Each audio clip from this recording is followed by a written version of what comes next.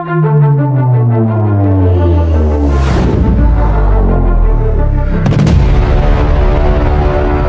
minggu setelah Lebaran, suasananya masih terlihat sepi ya di pusat perbelanjaan, teman-teman.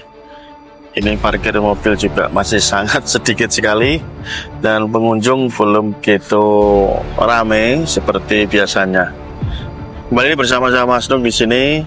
Saya sebagai seorang master hipnotis kali ini akan berbagi lagi kepada Anda, khususnya buat Anda para penonton yang ada di YouTube, di TikTok ataupun di platform manapun teman-teman menemukan video saya. Sebagai seorang guru hipnotis tentu saya sangat mengerti apa yang teman-teman pikirkan, utamanya buat Anda yang ingin mendalami ilmu ini.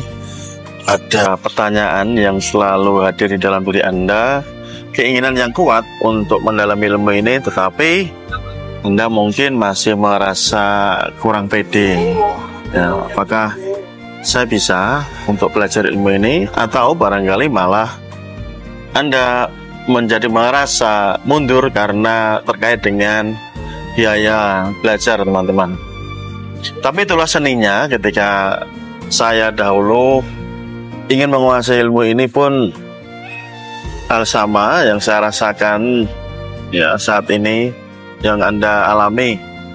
Dulu pun saya pengen sekali menguasai ilmu ini, tapi masih ada keraguan-keraguan ya, maka saya bisa. Tapi alhasil justru sebaliknya, ketika saya nekat ya, quote and quote ya, saya terjun, saya mempelajari, justru tidak hanya keraguan saya yang sirna, ternyata saya tidak sekedar bisa, bahkan sampai hari ini pun saya malah bisa mengajarkan ke ribuan orang. Nah, ini yang mungkin bisa teman-teman jadikan semangat buat Anda yang ragu-ragu. Kita akan membahas kembali beberapa hal yang berkaitan dengan ilmu pikiran ya, utamanya buat Anda yang saat ini memang lagi membutuhkan kemampuan ilmu ini ya, karena disadari atau tanpa disadari bahwa ilmu hipnotis ini adalah ilmu yang luar biasa dibutuhkan. Beberapa hal yang sangat penting, utamanya buat Anda para pemula yang ingin terjunkan diri Anda ya, supaya teman-teman nanti lekas bisa menghipnotis dan nanti juga teman-teman bisa mahir menghipnotis. Ada beberapa syarat yang wajib teman-teman ikuti. Dan seringkali saya ulang-ulang bahwa niat yang kuat itu menjadi fondasi yang sangat penting, utamanya ketika Anda memutuskan untuk belajar. Niat yang kuat dulu. Niat itu seperti api yang di dalam tungku ya. Bayangkan kalau Anda ingin memasak di dalam tungku tapi apinya padam ya, tidak mungkin matang, tidak mungkin masak kan gitu. Nah, ini sama halnya saat teman-teman ingin menguasai ilmu hipnotis tetapi masih belum memiliki api semangat tadi, maka tumbuhkan itu dulu, teman-teman. Kemudian yang kedua, hindari belajar karena Anda mempunyai masalah. Ya, kenapa? Alasannya sangat sederhana. Jika Anda saat ini hidupnya merasa sedang bermasalah, tapi Anda memutuskan belajar ilmu hipnotis ini, Anda akan pecah fokus. Ya, seperti orang punya hutang itu loh, teman-teman, dikejar-kejar hutang. Ya, solusinya Anda meminjam teman-teman Anda atau saudara-saudara Anda. Apakah itu menyelesaikan masalah? Kan tentu tidak. Itu justru akan menambah masalah baru. Tapi jika Anda tidak punya hutang dan Anda mencari uang, ya tentu lebih enak karena uangnya bisa ditabung dan menguntungkan diri Anda. Sama halnya ketika teman-teman memutuskan untuk belajar,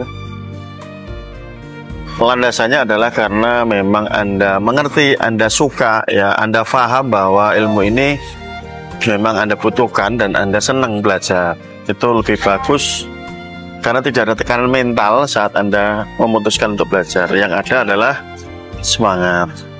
Ya, dulu saya ketika memutuskan belajar ilmu ini juga bukan karena sedang punya masalah, sama sekali tidak, teman-teman. Sebaliknya karena memang saya menyadari bahwa saya senang dengan ilmu ini. Saya ingin menumbuhkan diri saya, membentuk diri saya menjadi orang yang jauh lebih hebat dari versi saya sebelumnya. Tuh, ya. Saya membayangkan saat itu bagaimana jika saya bisa menguasai ilmu ini. Tentu saya sangat senang karena bisa mempengaruhi orang lain sesuai dengan kemauan saya.